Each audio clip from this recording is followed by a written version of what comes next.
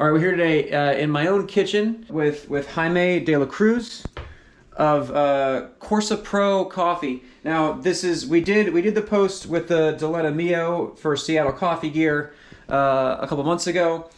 This one is more about the coffee. So these guys are going to sponsor my cookie Fondo this year. So we're going to do a little bit of a taste test of between the different roasts. And then while you're here, I was going to ask you some questions. Sure. On basically my progress as a barista, and you can be like a coffee consultant. So we have an expert literally in the house here. One thing that happened when I started, when I posted a coffee thing, and every time I do anything with coffee on Instagram, I get a bunch of people like DM me with, oh, you got to do this, you got to do that, which you know I appreciate. I want to learn, but I also want people to sort of understand, like, just because a guy bought a Durace Factor Ostro doesn't mean he needs to do 30 hours a week at 6 watts per kilo.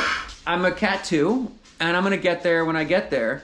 And you know, I'd rather have him come over and show me around than go on like a 7-hour YouTube dive and read a bunch of books. So fitting with the cookie Fondo, sorry, your coffees are each named after some of the canyons in Malibu. Yeah. Right. So we've got Mulholland on the shirt. Right. Rattle through them. Oh, we have that's our dark roast. That's the one that we really kind of cut our teeth on. Mm-hmm. We also have our LATIGO. It won't cut your teeth though. It's not. But then we have a few of our medium roasts. So we have the Nichols Canyon, which is a single origin Brazilian. Mm-hmm. We have our Saddle Peak, which is a single origin Nicaraguan.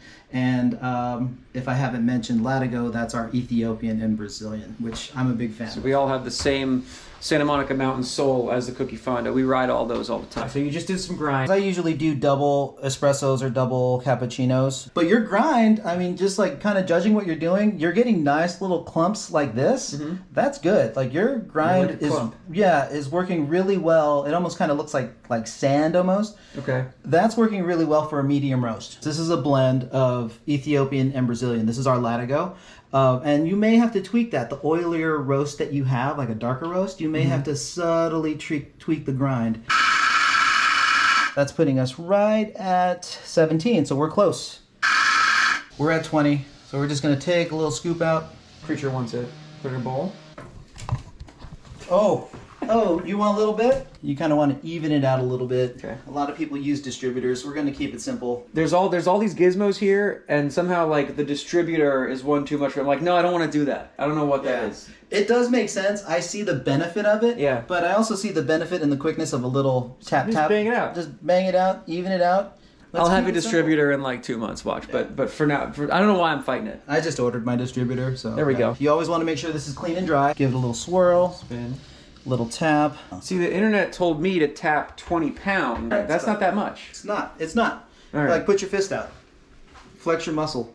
And then yeah, you're going to, this is how much pressure you're putting on it. Yeah. That's it. Okay. That's it. That's all. One of my questions to ask the coffee consultant is it okay that I have a mess? Because I always have a mess. And now I'm looking around. I got that. We got that. We got that. So the answer is it's everybody's messy. That's not on me. It's not just you. It's you. I go through so many rags a day, especially when I'm at events. I literally go to an event, if I'm at a weekend event, with a stack of white towels and end up with just dark brown towels by the end of the weekend. Okay, but I've just been like, I put this mat down to keep the counter clean. All right, so now we're going to zero this out.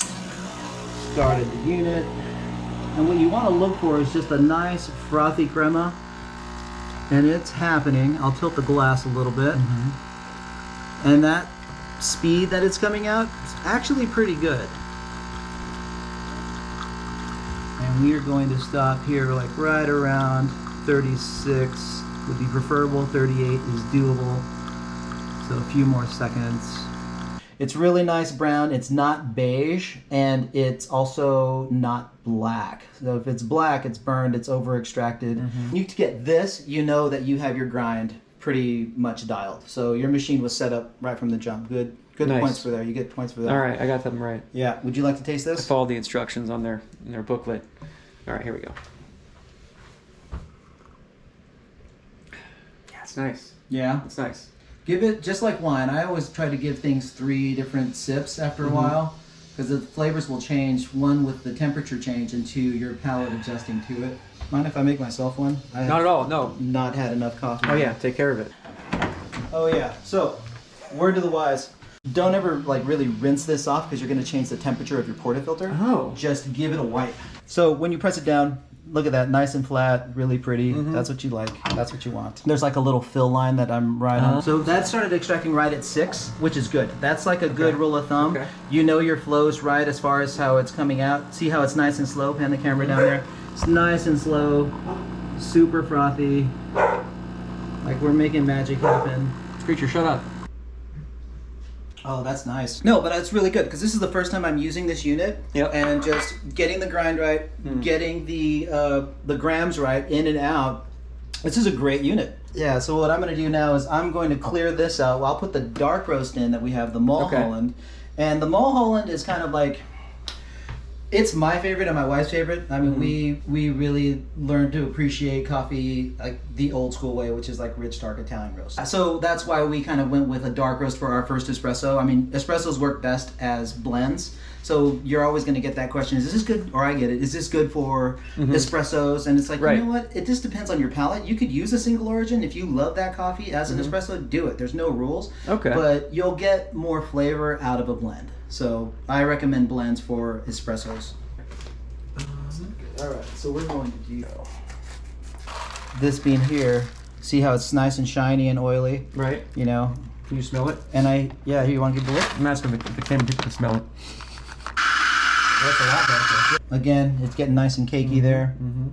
Always clean the edges because that's just going to cake up your system. Oh, I see. How often do you clean your machine? Like with my body, I clean once a week whether I need to or not. That's good for the espresso machine. Oh, by the way, Stefano says hello. Oh, good times. Yeah. Oh, you saw him at Cedar City? Oh, yeah. He's my boy. He always ends up hanging out for a while, either before or after races. Yeah, that took right at 33.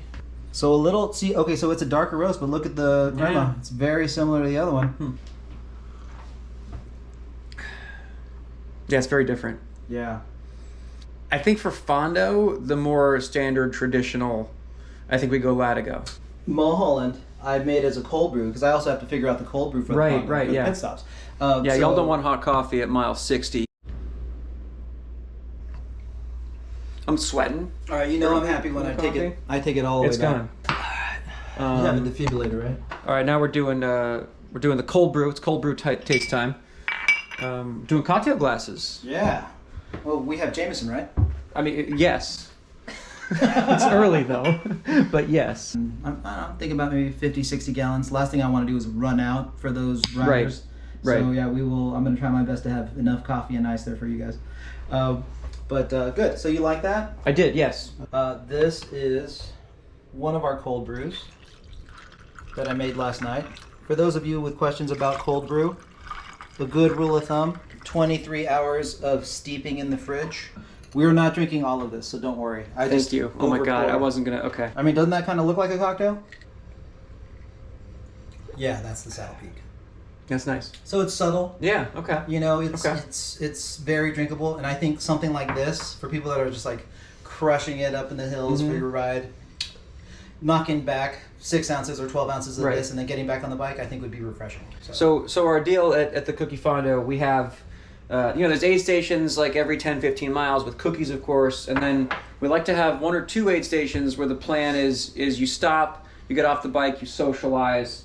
So I think we have 2 of those this year. We're still sorting out the locations, but one of them, you get off and you have a real iced coffee, and there's like games and activities. I'm sorry, I'm just going to keep drinking this. I know I said we didn't have to finish this, but I think I'm not going to. Yeah. Phil's Fondo, we're going to do the Latigo will be the shots that we pour at the start, and then the cold brew kind of around a little past the halfway. This stuff, you're just going to get buzzing back on this cold brew. You won't even know you hit the finish line. Yeah, that'll give you a little more kick in the legs there. All right, Corsa Pro, thanks a lot. Thank you. Thanks for having us over.